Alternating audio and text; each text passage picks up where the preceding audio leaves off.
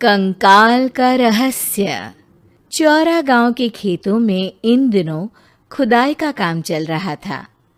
असल में इसी गांव से होकर एक अच्छी सड़क गुजरनी थी, इसलिए यहाँ खुदाई शुरू की गई थी। अचानक एक दिन खुदाई करने वाली मशीन से कुछ टकराता है। बाद में जब खोजबीन की जाती है तो वहां से 2 कंकाल मिलते हैं।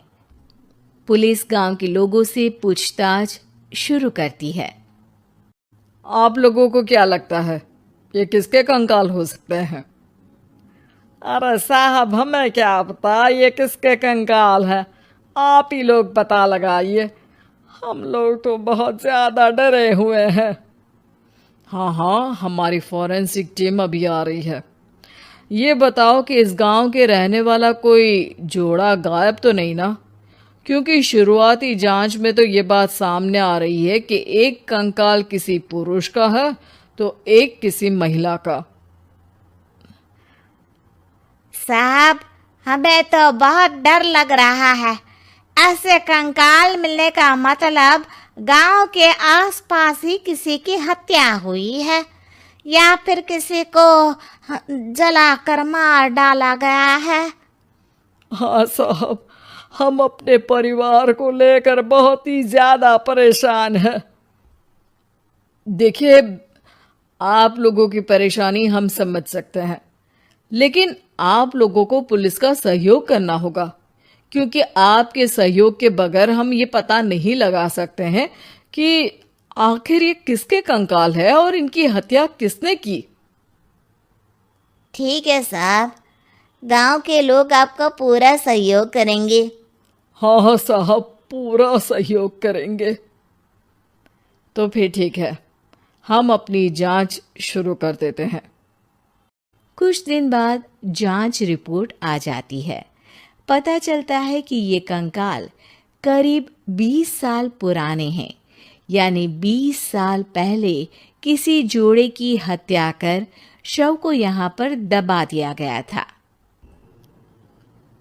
इंस्पेक्टर राघव, ये बताओ कि 20 साल पहले की मर्डर मिस्ट्री क्या आप सुलझ सकती है? हाँ सर, क्यों नहीं। लेकिन अब सबूत और गवाह काफी मिट गए होंगे।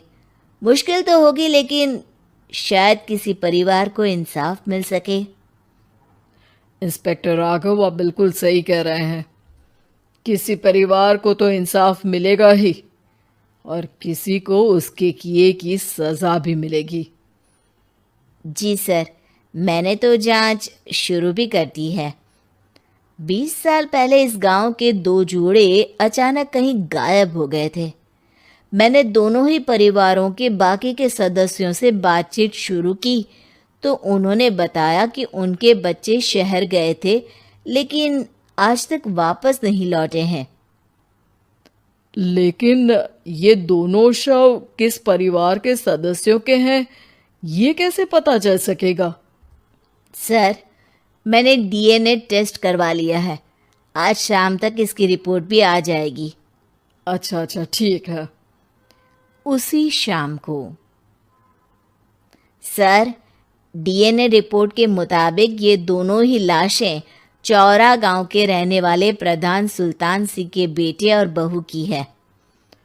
लेकिन इनकी हत्याएं किसने की है, ये कैसे पता लगेगा? इसी का तो पता लगाने की कोशिश में जुटा हूं सर। आज सुल्तान सिंह से मिलने भी जा रहा हूं। मेरा बेटा और बहू तो मेरे लिए सिर्फ यादों में ही रह गए थे। हमें उनकी लाशें तक नहीं मिल सकी थी। आज 20 साल बाद उनके कंकाल मिले हैं। मैं अब किसके लिए जीऊं?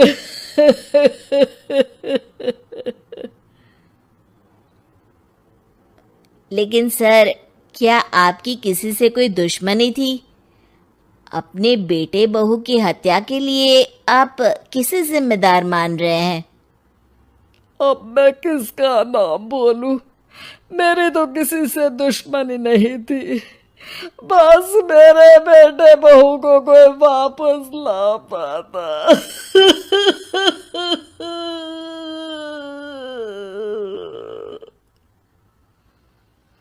इसके बाद सुल्तान सिंह फूट फूट कर रोना शुरू कर देते हैं। सर, अब आप इनका अंतिम संस्कार करवा सकते हैं। कम से कम इनका शरीर ना सही, इनका कंकाल तो आपको मिला है। लेकिन हाँ, अगर आपको कुछ भी याद आए तो ज़रूर बताइएगा। मेरी तो बेटा अब उम्र हो गई है, लेकिन मेरे बेटे और बहू के हत्यारों का जरूर पता लगाइएगा, क्योंकि जब तक हत्यारे पकड़े नहीं जाएंगे मेरा मन नहीं मानेगा। सर, हमारी पूरी कोशिश रहेगी हत्यारे को पकड़ने की। लेकिन एक बात बताइए, उस वक्त आपको किस पर शक गया था? उस वक्त मेरे एक ड्राइवर को पकड़ा गया था, लेकिन सबूतों के अभाव में उसे छोड़ दिया गया था।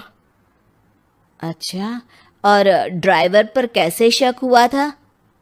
क्योंकि उस दिन ड्राइवर छुट्टी पर था।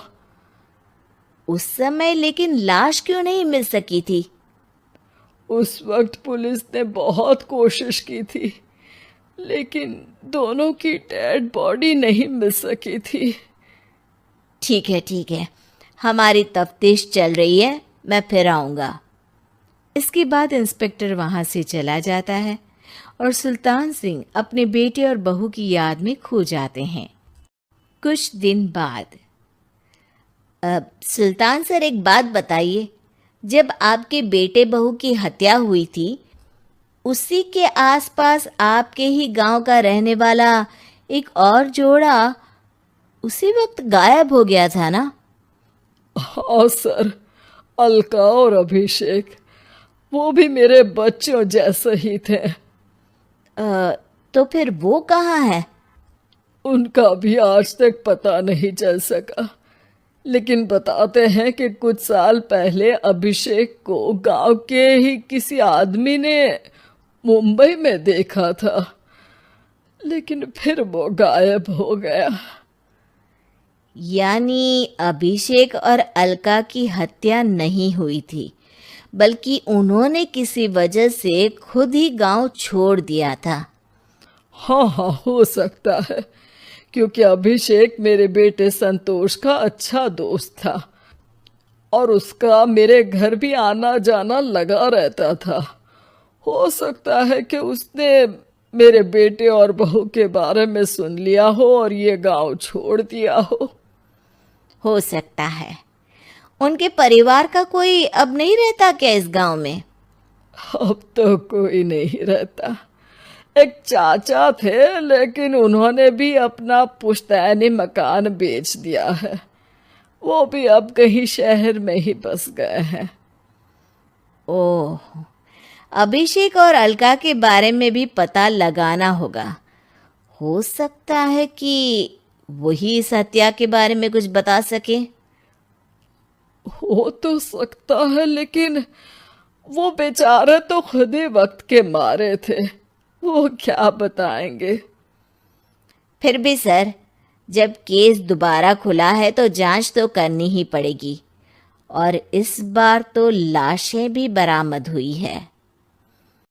कुछ दिन तक लगातार तफ्तीश चलती रही। एक दिन थाने से सुल्तान सिंह को फोन आता है। हाँ, कौन बोल रहा है? सर, मैं कांस्टेबल तुलाराम बोल रहा हूँ थाने से। आपको थाने आना पड़ेगा। थाने? लेकिन क्यों? सर, किसी की पहचान करवानी है। अच्छा ठीक है, मैं दोपहर तक पहुंचता हूँ। सुल्तान सिंह दोपहर में थाने पहुंचता है। कई पुलिस के अधिकारी वहां मौजूद रहते हैं। सर, आपके बेटे की हत्या का रहस्य आज शायद सुलझ जाए। अच्छा इंस्पेक्टर राघव, पर वो कैसे? सर, उस आदमी को देखिए, क्या वही अभिषेक है? सुल्तान सिंह की आंखों में हैरानी से आंसू आ जाते हैं। हाँ सर, यही अभिषेक है। ये आपको कहाँ से मिला? सिर्फ अभिषेक ही नहीं, बल्कि इसकी पत्नी अलका भी इसके साथ है। मैडम, जरा अभिषेक की पत्नी को लाइए। जैसे ही अलका को पेश किया जाता है, सुल्तान सिंह जमीन पर गिर जाते हैं। सुल्तान सर, क्या हुआ आपको? आप अलका को देखकर गिर क्यों गए? सुल्तान सिंह सर पकड़कर बैठ जाते हैं। ये अलका नहीं, बल्कि ये तो मेरी बहू रितु है। पूरा थाना एक दूसरे का मुंह देखने लगता है। क्या? इसके बाद हर किसी को 2 कंकाल और हत्या का रहस्य समझ में आ गया। अभिषेक और रितु ने मिलकर संतोष और अलका की हत्या की थी और लाश को जमीन के नीचे दबा दिया था। आज 20 साल बाद इस हत्या का रहस्य खुल सका था कि अवैध प्रेम संबंध में 2 मासूमों की जान गई थी।